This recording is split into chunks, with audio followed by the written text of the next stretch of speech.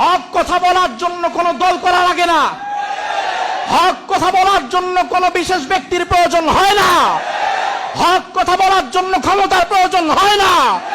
হক কথা বলার জন্য চাই সৎ সাহস, যেটা আমার আছে। মসজিদ কমিটি এবং আপনাদেরকে বলবো, যদি কচু পাতার মতো টলমলে হন তাহলে আমাকে রাখার প্রয়োজন নাই। যদি আমাকে রাখতে চান তাহলে ওমর ফারুকের মতো ইসলামের পক্ষে আপনাকে মজবুত ভূমিকায় আসতে হবে। এই মুনাফিকরা যখন দেখেছে, শোনেন, এই মুনাফিকরা যখন দেখেছে সাভার বাস স্ট্যান্ড মসজিদের চিত্র পাল্টে যাচ্ছে, যেখানে 12:30 একটা হয়তো 2 তলা 3 তলা ভরতো না, সেখানে 12:30টার মধ্যে দূর দূরান্ত থেকে মানুষ এসে মসজিদের 2 তলা ভরে যাচ্ছে। 11টা থেকে মানুষ মসজিদে ঢোকা শুরু করছে। তো ইয়াহিয়া তাকি যদি এইভাবে কথা বলে আর থাকতে পারে, তাহলে হয়তো সাভারের মধ্যে মসজিদ একটা উল্লেখযোগ্য মসজিদে পরিণত হয়ে যাবে এবং মানুষের এই উপচে পড়া ভিড়, এটা হয়তো এই মুনাফিকদের সহ্য হচ্ছে না। বিগত 6 বছর যাবত আমি যে আপনাদের সামনে কোরআন এবং সুন্নাহ থেকে কথা বলছি, এই 6 বছরে এই মিম্বারে বসে ইয়াহিয়া তাকি আপনাদের সামনে কোনো মিথ্যা কথা বলেছে? মিথ্যা কথা বলেছি? এই 6 বছরে আমি কখনো আপনাদেরকে কোন দলের কথা বলেছি? কোন বিশেষ দলের প্রতি আপনাদেরকে আহ্বান করেছি? পরিস্থিতির দিকে না তাকিয়ে কোরআনের দিকে তাকিয়ে আমি চেষ্টা করেছি সব সময় সত্য যতটুকু বলা যায় সেটা বলে দেওয়ার। এর সাক্ষী আপনারা। আজ এক শ্রেণীর মুনাফিক এবং জালিম বিভিন্ন জায়গায় আমার নামে তারা অপবাদ দিচ্ছে যে আমি নাকি বিশেষ কোন দলের কথা বলি। আপনারা বলেন, কথা কি সত্য না মিথ্যা? আমি আপনাদেরকে বিশেষ কোন দলের কথা বলি?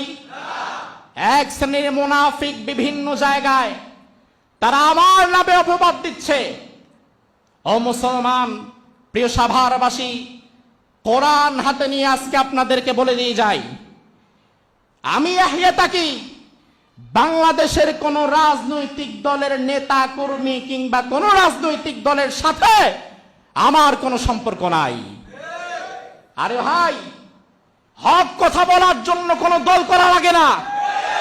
হক কথা বলার জন্য কোনো বিশেষ ব্যক্তির প্রয়োজন হয় না। হক কথা বলার জন্য ক্ষমতার প্রয়োজন হয় না। হক কথা বলার জন্য চাই সৎ সাহস, যেটা আমার আছে।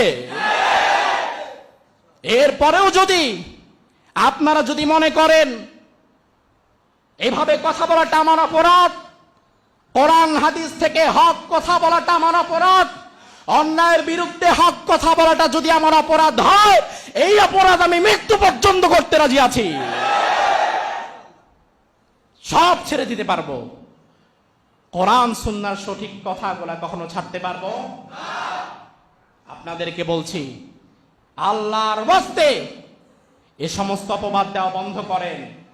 এরপরেও যদি এই সকল মুনাফিক এবং জালিম মিথ্যা অপবাদ এবং মিথ্যা মামলা দিয়ে আমাকে কারারুদ্ধ করতে চায়, তাহলে আল্লাহ সুবহানাহু ওয়া তাআলা যেন তাদের উপর গজব ফেলে। মসজিদ কমিটি এবং আপনাদেরকে বলবো, কচু পাতার মতো টলমলে হন, যদি কচু পাতার মতো টলমলে হন তাহলে আমাকে রাখার প্রয়োজন নাই। যদি আমাকে রাখতে চান তাহলে ওমর ফারুকের মতো ইসলামের পক্ষে আপনাকে মজবুত ভূমিকায় আসতে হবে।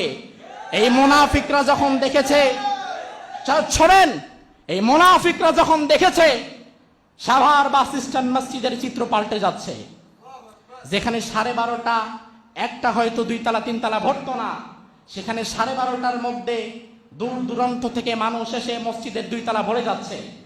11টা থেকে মানুষ মসজিদে ঢোকা শুরু করছে। তো ইয়াহিয়া তাকি যদি এইভাবে কথা বলে আর থাকতে পারে, তাহলে হয়তো সাভারের মধ্যে মসজিদ একটা উল্লেখযোগ্য মসজিদে পরিণত হয়ে যাবে এবং মানুষের এই উপচে পড়া ভিড়, এটা হয়তো এই মুনাফিকদের সহ্য হচ্ছে না।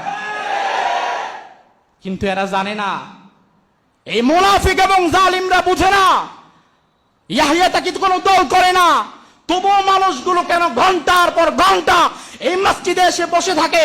তার কারণ এই মানুষগুলো আমার জন্য আসে না, এই মানুষগুলো কোরআনের হক কথা শোনার জন্য ছুটে আসে। আজ বড় ব্যথা এবং কষ্ট নিয়ে আপনাদের সাথে এই কথাগুলো বলে গেলাম। দুনিয়ার জালিম এবং মুনাফিকদের বিচার যেন আল্লাহ তাআলা করে দেয়, বলে না আমিন। আল্লাহ সুবহানাহু ওয়া তাআলা যেন আমাদেরকে ইনসাফ এবং ন্যায়ের সাথে থাকার তৌফিক দান করে, বলে না আমিন।